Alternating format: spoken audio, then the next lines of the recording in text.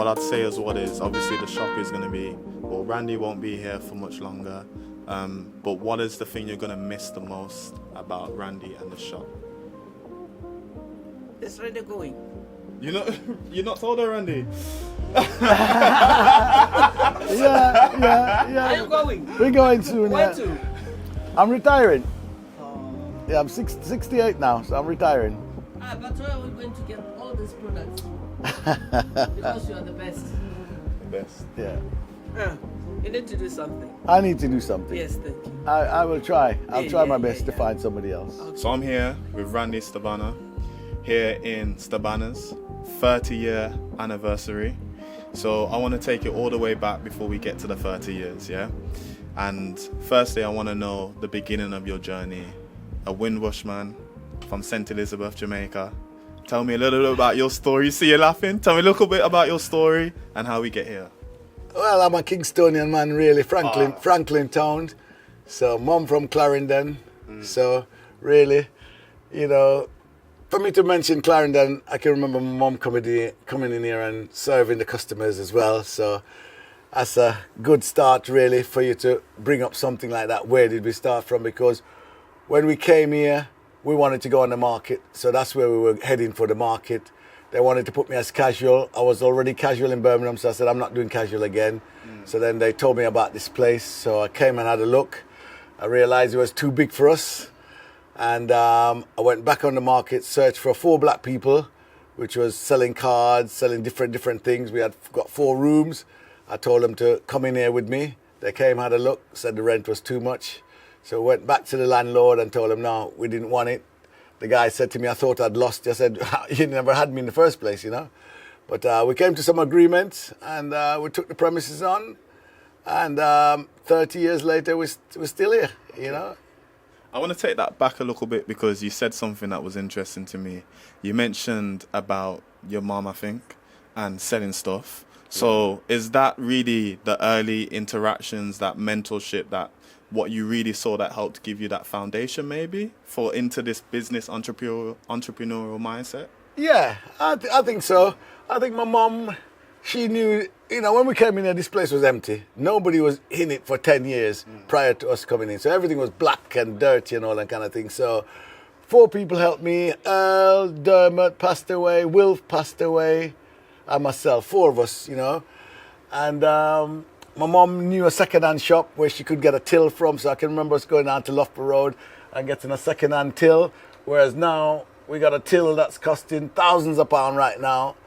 So really and truly, well done to her as well. But one of the things I just demonstrate to you, with my mom, which really and truly everybody should be doing this, whenever anybody gave her any money, she'd take the money, but she'd say to them, this is £10. So before putting it into the till, she would tell them it's £10. And I thought, no, Mum, you can't do that.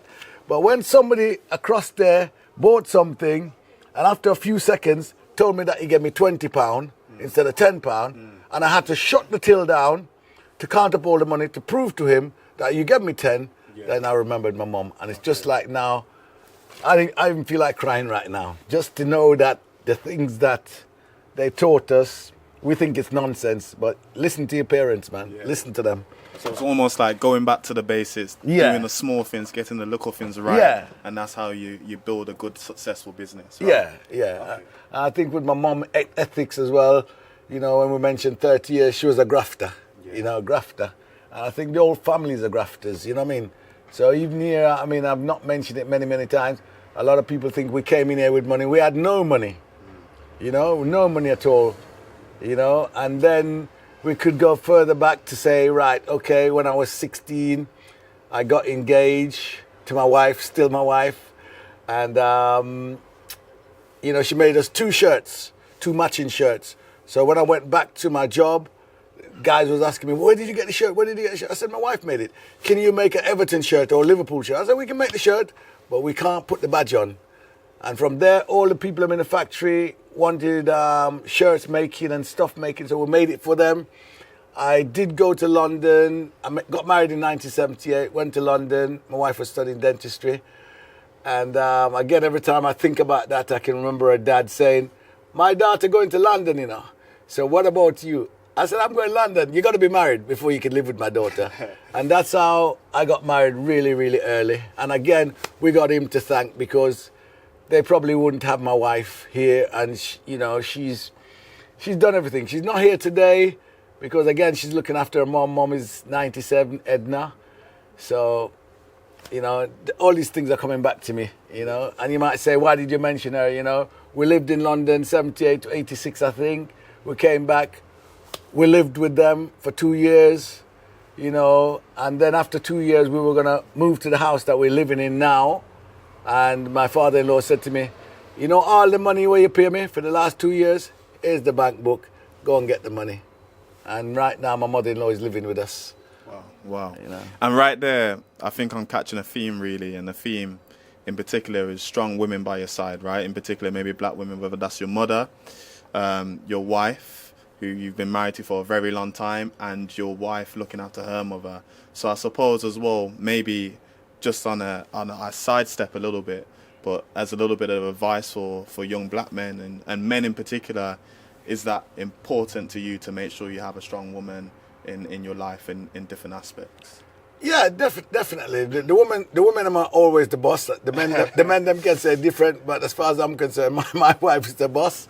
My mother was the boss, and even now my mother-in-law is 97, and she'll tell you, a 5 house me buy, So that tells you, you come from Jamaica or Antigua, Barbados, wherever you come from, and for your parents to turn around and tell you buy 5 house when you ain't even bought one yet. Yeah. I've only bought one, and I'm 68, So I've got to mention it. 5 house, 97, still alive. No, that's great. That's great. And you mentioned, obviously, you talk about Stabana, and everybody knows in Leicester knows this shop, and I'm sure East Midlands as well. But you mentioned something really interesting earlier about the factory, and I did a little bit of research about you and your wife and your company. Yeah. And before you were doing these hair products and everything else, you actually were doing dresses, right? Yeah. For people of our heritage. Yes. And also suits and tracksuits. So Yeah. what? Tell me a little bit more about that and how that one started. Again, like I said, we had two shirts, that matching shirts that my wife made, and from there we did all of the stuff for the factory. And because we'd come back to Leicester, we had 5 friends in London. We made 5 track suits, and that was the turning point. But I just didn't sell them, just gave it to them for their Christmas present or whatever. And from there, he wanted 2 more, he wanted 2 more, he wanted 5 more. Then, one of the friends' wife or girlfriend at the time said, well, look, I'll control this thing for you, And orders were coming right, left and centre, 25, 30, 40, 50. So then that gave us the inkling to move on to Petticoat Lane Markets. So that's where we went. The first market we did was Petticoat Lane Markets. After 6 months, I said to the landlord, I'm leaving. He said, I'll give you 1 month free.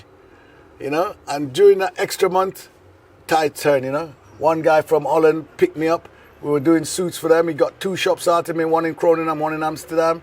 Then we had a guy from New York, Brooklyn, picked us up as well. So we were doing stuff for him as well. And after that, I think he dried up a little bit, and I went over to New York to check out what was going on. I wouldn't tell you how I got my money, but basically, where I went to get my money, man, it was just smoke all over the place, this all over the place. I was so glad when I escaped from there, and I said to myself, when I find my car or whatever, I'm just going to look for the sign for New York. And I just looked for all the signs to New York, got back to New York. From there now, I asked around a few people, and somebody suggested to me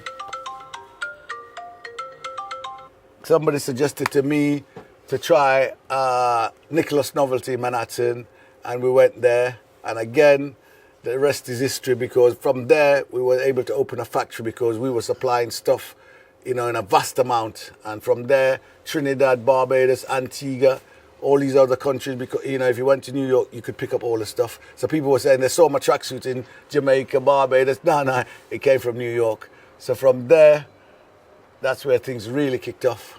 And you were bringing those stuff back to England, right? Or was it just exporting? We were exporting to New York, yeah. Wow, okay. Yeah. So and we were flying at least every 6 weeks. Every 6 weeks we were flying. Okay, Yeah. Wow. So I suppose that's almost identifying the strength of having a good product. If you have a good product, people will come, opportunities will open, right?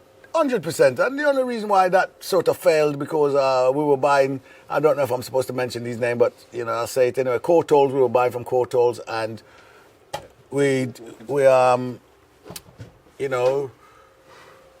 I think they closed down.